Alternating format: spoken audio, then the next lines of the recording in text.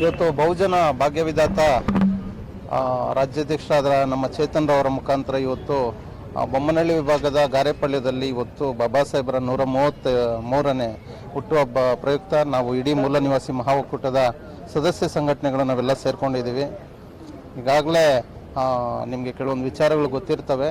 ಮೈಸೂರು ವಿಭಾಗದಲ್ಲಿ ನಮ್ಮ ಮೂಲ ನಿವಾಸಿ ಮಹಾ ಒಕ್ಕೂಟದ ಏನು ರಾಜಮಾತೆ ಅಂತ ಕರಿತೀವಿ ನಾವು ರೇವತಿ ಮೇಡಮ್ನ, ರೇವತಿ ರಾಜ್ ಅವರಿಗೆ ಅಲ್ಲಿ ಅಭ್ಯರ್ಥಿಯಾಗಿ BSPಯಲ್ಲಿ ಅಭ್ಯರ್ಥಿಯಾಗಿ ಅವ್ರಿಗೆ ಭಾಗವಹಿಸಿರ್ತಾರೆ. ಅದು ಇನ್ನೇನು ನಾಮಿನೇಷನ್ ಆಗಿ ಮಾರನೇ ದಿನನೇ ನಾಮಿನೇಷನ್ ರಿಜೆಕ್ಟ್ ಮಾಡಿರ್ತಾರೆ.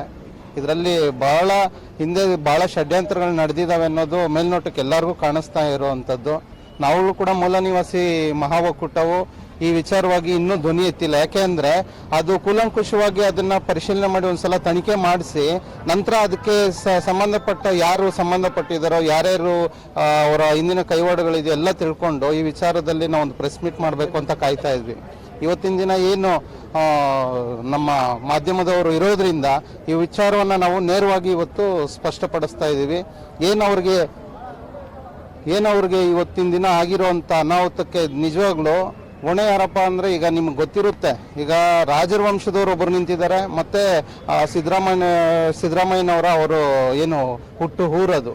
ಯಾಕೆಂದರೆ ಅಂಥ ಭಾಗಗಳಲ್ಲಿ ಬೇರೆಯವ್ರು ನಿಂತ್ಕೊಳ್ಬೇಕು ಅಂದರೆ ನಿಜವಾಗ್ಲೂ ಅವರು ಷಡ್ಯಂತ್ರ ಮಾಡಿರೋದಂತೂ ಖಂಡಿತವಾಗಿ ನಮ್ಮ ಮೇಲ್ನೋಟಕ್ಕೆ ಕಾಣಿಸ್ತಾ ಇದೆ.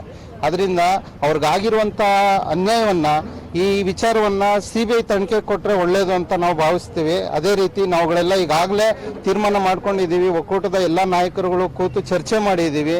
ಈ ಒಂದು ವಿಚಾರವನ್ನು ಯಾವುದೇ ಕಾರಣಕ್ಕೂ ಕೈ ಬಿಡುವಂಥದ್ದಿಲ್ಲ.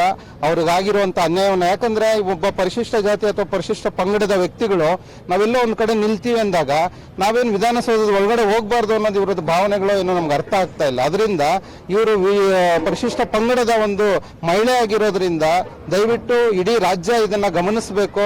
ಮತ್ತೆ ಎಲ್ಲರೂ ಸಾಧ್ಯವಾದಷ್ಟು ನಮ್ಮ ಪರಿಶಿಷ್ಟ ಜಾತಿ ಮತ್ತು ಪರಿಶಿಷ್ಟ ಪಂಗಡದವರು ಎಚ್ಚೆತ್ತುಕೊಳ್ಳಿ.